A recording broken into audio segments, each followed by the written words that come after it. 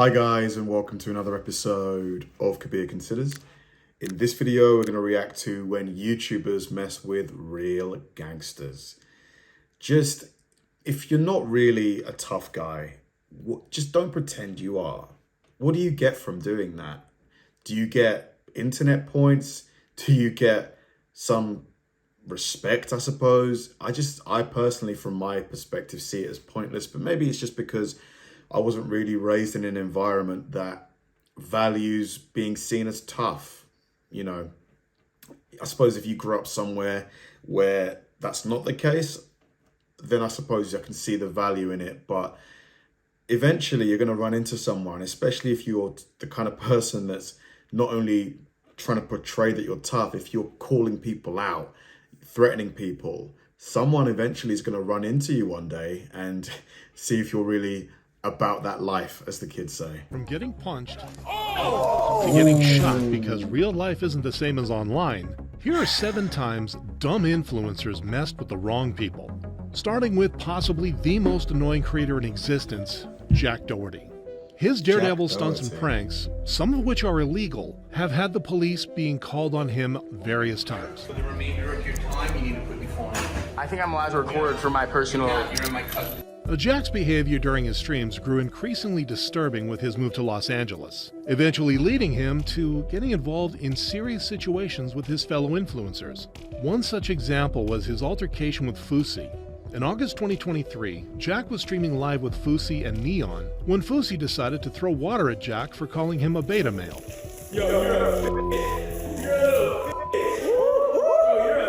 Wow, what's he gonna do? The situation then escalated when Fousey swung back at Jack after he continued making comments. However, Jack's fans defended him a lot. Fousey is actually in the worst state I've ever seen him in, and he comes across as a nasty and disgusting person. The way he treated Jack was just crazy. But this wasn't the only time Jack's offhand comments have gotten him into trouble. Just a month later, Jack got involved in a heated argument with the Island Boys. As the argument escalated, one of the twins decided to slap Jack in front of the camera. My God. This quickly became a pattern as he once again found himself on the receiving end of a slap. This time from a stranger who was allegedly offended by a t-shirt worn by his bodyguard. Go, walk away. Oh my God. Now, the irony of provoking and disrespecting someone while cowering behind security guards is out of this world. But that seems to be Jack's strategy, causing conflicts for his bodyguards to clean up, all for clout. Having a bodyguard to defend your battles after starting them is the most small man syndrome thing I can think of. It really is. And while Jack is at least a... Dude, just stop. Stop. I mean, this is one of the cons of social media, you know. It just gives people... it makes people want to do crazy things just to get views. And it's just, they're constantly having to do crazier and crazier things. Eventually, someone's going to get really hurt. That he's annoying and picks on weak targets, the same can't be said about Neon, who got reality checked much harder than just a slap. Neon first got the taste of clout for playing dumb on December 21st, 2019, when he uploaded a video titled, "Neon is Dying." 2 days later, on December 23rd, he published a video called Neon's Final Words. Another 3 days went by, and on December 26th, it was announced that Neon was gone. However, only 5 days later, on December 31st, he uploaded a video telling his fans that he survived, and that it only took 2 days for him to recover from his brain tumor and seizure. A lot of people made fun of him, making sarcastic comments such as, "He came, he conquered, he died, he resurrected." Were you... Imagine having, pretending that you're dying just to get views. This is crazy. This is actually nuts. killed? Sadly, yes, but I lived. I'm so sad he died, but he's alive. This encouraged Neon even further, as in mid-2023, a video of him getting beat up surfaced. However, this time around, a lot of people knew about his spineless behavior and weren't taking things at face value anymore, believing the video was fake from the start. Bro, no one gets caught lacking in the middle of a field and gets their short ripped, but their glasses stay on. His shirt not even dirty, and they in dirt. Now it's possible no one ever told... Whoever wrote that comment, they need to improve their grammar. That was terrible. What the heck was that? On about the boy who cried wolf. You know, if you intentionally disrespect the wrong person, they'll give you a reality check, and rightfully so. Neon. Look at him running away. It's actually pathetic.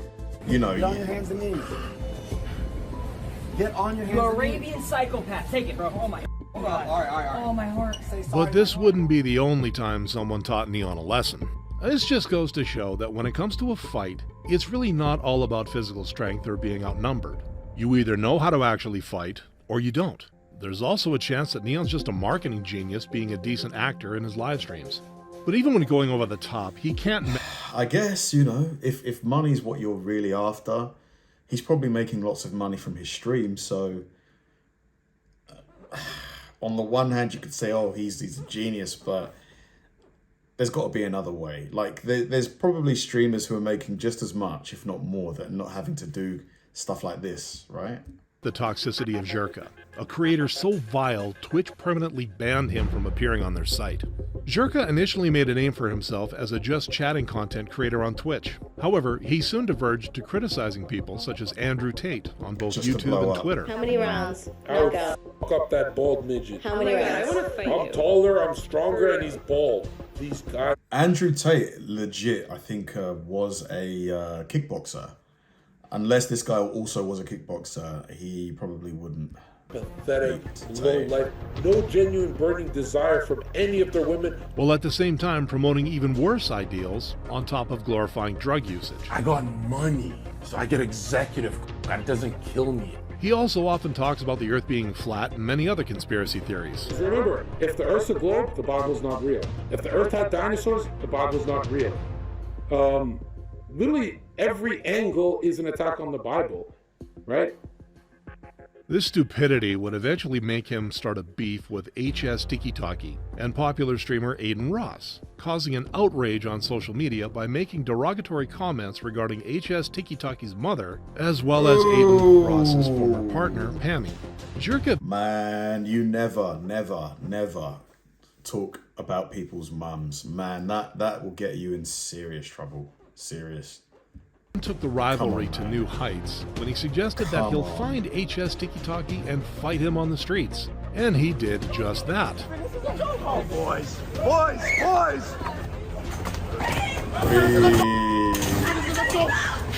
Chill! Look, now you're getting embarrassed. You're getting embarrassed. How embarrassing. Zherka, how Unsurprisingly, embarrassing. the only thing he managed to do is merely show his butt crack to the Oh world. my god. And he's getting manhandled by a guy smaller than him too. Brilliant. Brilliant. Embarrassed, making him out to How be a laughing embarrassing. stock for everyone. Zherka is the literal definition of the loudest in the room is usually the weakest. Zherka has the agility of an armadillo and the balance of a toddler.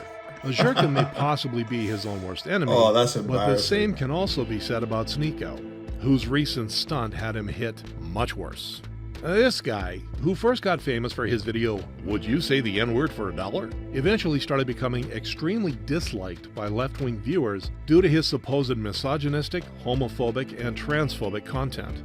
They can ask us what we do. First question when you go on a date, what do you do? They're just asking how much money do you make. But you shouldn't ask a woman her age. Why? Why? Let me see the stats. What's your body count? How old are you?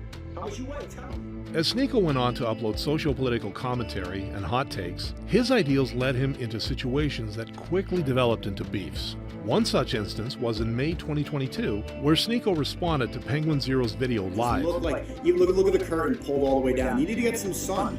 The whole way you're living life like a man, you calling him a virgin, you are literally a man-child. Now this did not go down well with Penguin Zero, who later uploaded a video titled, "I didn't want to talk about this," calling out Sneeko for making fun of his girlfriend, as well as criticizing him for defending the movie Cuties. The thing about Cuties is it's not an unrealistic film.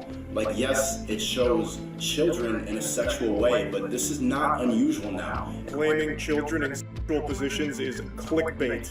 Yikes.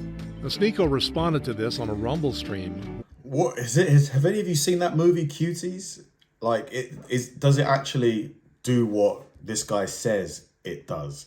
Because if so, why on earth did they make that movie? Like, if it does what it says it does. Penguin Zero was also live at the time. The two would then continue to trash talk each other back and forth, eventually making Sneako threaten Penguin Zero with a gun. Whoa. Watch my clips.